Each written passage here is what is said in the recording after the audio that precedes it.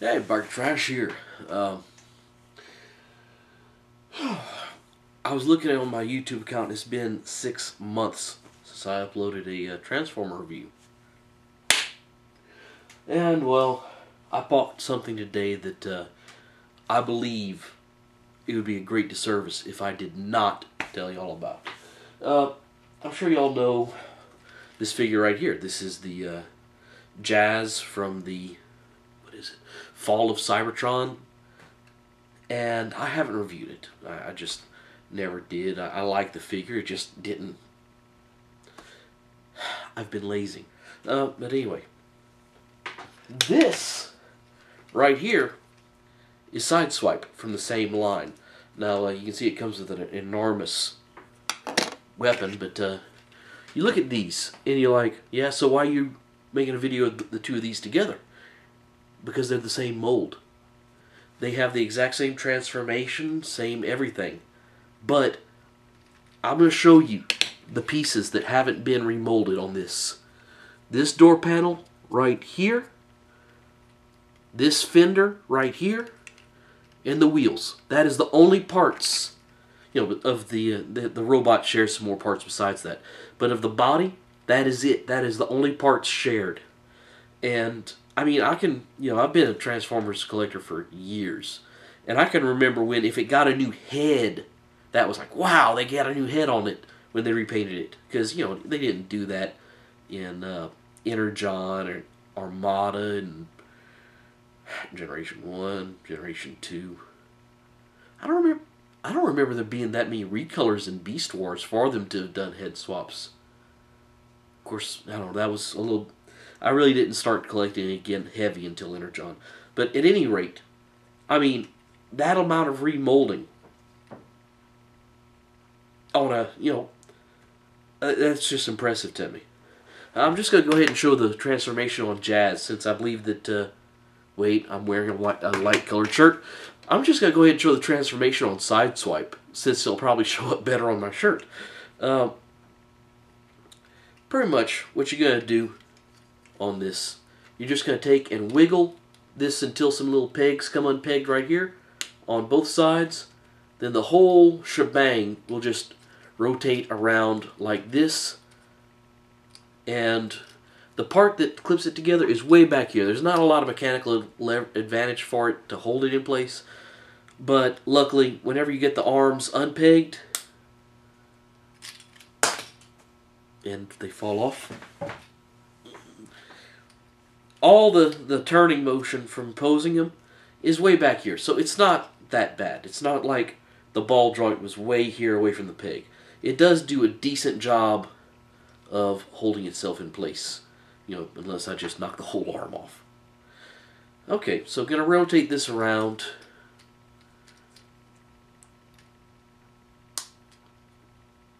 They must have, you know, be a little bit of degradation in this mold, because this arm just fell off like it was nothing as well. I've only transformed this to vehicle mode once since I got it. Of course, it comes packaged in robot mode. But this is the part I dislike the most about this mold, is getting all this right here to accordion itself into the robot mode. Because the head's got to come up through here. Then this back here does something. You know, it's, a lot of the steps are like a miracle happens, but nowhere near as bad as... I can't even think of a good example of what I'm trying to say right now. You gotta excuse me. I'm tired right now. It's about 7:30. I really should be in bed right now because I gotta wake up at 2. But I'm doing this for my people. So anyway, yeah, all this is gonna magically rearrange itself into the shape of a robot.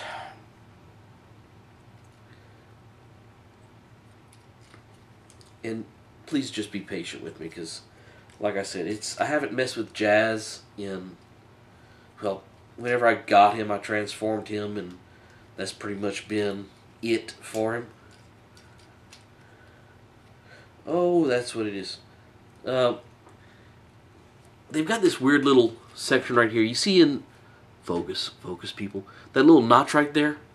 That notch is just going to kind of settle over something on the inside of this gray bit right there, and that's really all that's going to hold it from flopping around. It's not the best arrangement, but it works all right, you know. When you straighten out the feet, they got a little ratchety action on it, so his ankles are not floppy at all. And that's him. On top of all the remolding, they also decided to bless him with a new face, a new head. Now the arms are completely the same as on Jazz. The legs are the same, just changed some colors and that. But you know, the chest piece being changed is striking. And let me go ahead and just, you know, break action right now. Transform Jazz so that we can get them next to each other. And for the sharp-eyed out there, this guy, I'm not sure if I can recommend him. I got to mess with him some more. Okay, and here they are next to each other. And really, I mean, until you start looking at them, you know, the legs up close and the arms up close, these guys, you could honestly, on a shelf, if they're not right next to each other, I could see mistaking these for two completely different molds. I mean, just so much of it on this guy has been remolded. I mean, this right here, the chest piece, that's probably a quarter to a third of everything you're looking at is new. And here's what they look like from the back. Now I will say this, Jazz is much more intricate. There's panel lines everywhere on him. This guy, much more sleek. Not all detailed out. There is a nice mesh pattern on this black area right here. And I'm sorry, I just flipped y'all off. But if you want to tech out and geek out and everything, this guy is a lot more detailed looking. The way the headlights are molded in. They've got some stuff in behind the grill. I just love the way that the 6 exhaust pipes look on his back. This is a good figure on its own. It's just, I've got a soft spot in my heart for Sideswipe. Go ahead and get his gun right here. And it says it has an extending barrel. And I thought at first it was like, okay, it's a spring-loaded gimmick.